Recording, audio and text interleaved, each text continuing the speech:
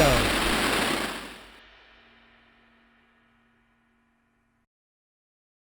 What's up, everybody? Welcome back to another episode of the Masters Fantasy Football podcast / YouTube show presented by MastersFantasyFootballLeagues.com, the premier destination for all things fantasy football, dynasty, redraft, superflex, you name it. We've got it. MastersFantasyFootballLeagues.com.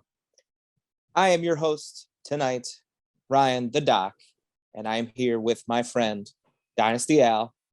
No Commish tonight, but we're holding down the fort without him. It's tough, but we're holding down the fort. Al, how we doing tonight? Doing great.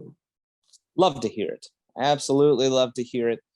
And we've got tight ends, folks. Tight ends for you. Plenty of tight ends out there. Most of them stink, but there's a couple of gems out there. A couple of gems. So, who should you pick up this week? Well, I'm going to pass that along to my friend Al. Let him tell you who he thinks you need to be picking up from those available tight ends. Oh boy, this is a tough sell here, but I'm gonna give it a go anyway. I'm giving you the tough jobs. I don't want to do it. Evan Easy Ingram. I mean, this was a guy who at one point was a super hot name in our dynasty leagues, getting traded for first rounders and plus more.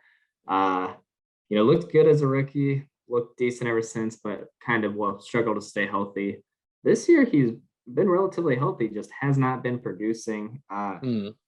He's been playing since week 3, has yet to surpass 10 points. His highest was 9.5 2 weeks ago. But I think there's a chance it changes. And, tight end's just one of those positions where, we see a lot of inconsistency, but then all of a sudden, the light switches or, flip of a switch, and then you got some productivity coming down the stretch. I think Evan Ingram's a guy where he's definitely talented enough. It's just a matter of everything kind of clicking. But I mean, this was a first-round NFL draft pick who produced at a young age, so there's still reason to think he is good at football. But yeah, hasn't been there yet this season, so it's kind of just hoping or a prayer to pick him up. He's only rostered in about 30% of leagues right now, even though he probably got drafted in most. So plenty of people are dropping him. One other name I'm going to throw out too. Don't think this is your name, but it's a guy who definitely was getting drafted, but now better not be getting dropped a lot. I'm just gonna say it's not. There's no way. Robert Tunian. Super disappointing this year. But he was the third best tight end last year, but all of a sudden he's getting dropped all over the place. So these tight ends who were decent before, who are now getting dropped, they're the guys I'm looking for this time of year. So I'll kick it back over to you. But I agree. I like both of those names.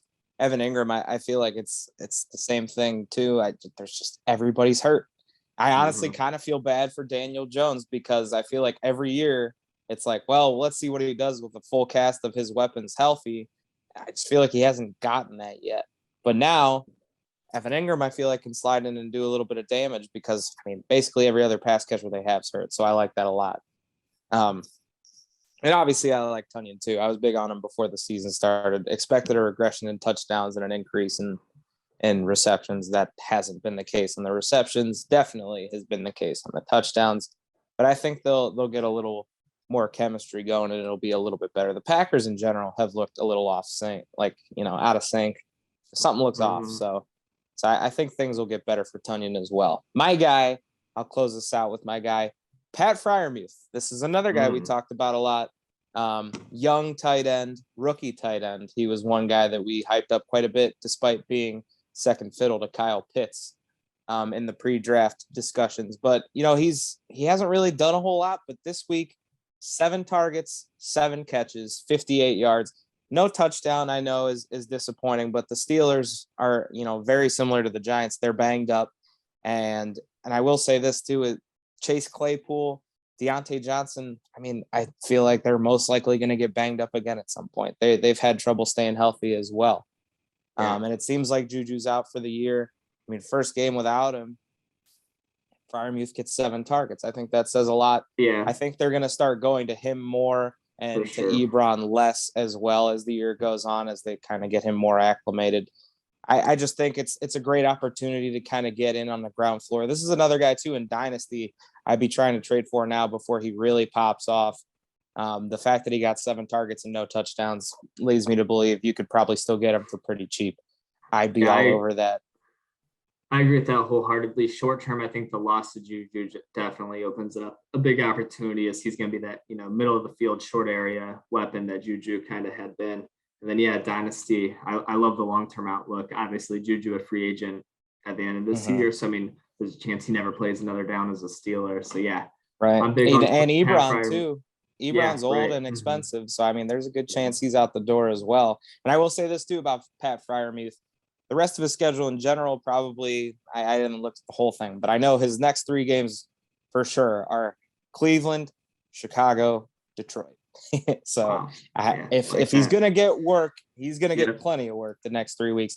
He'll 100% get work against the Browns, who are, typically not good at covering the tight end. So I like his odds in that matchup. And those next 3, I mean, are really nice.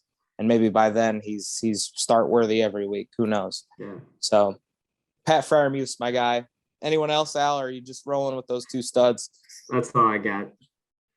All right, perfect. All right, so scraping the bottom of the barrel at tight end, but we gave you a few names that, I think they got some good value here. So that's all we've got for tight ends. That's all we've got for waiver wire.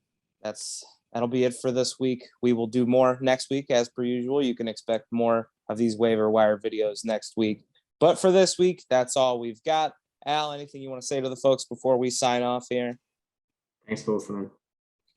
Thank you for listening. Like, subscribe, leave a comment. We will see you next time, folks.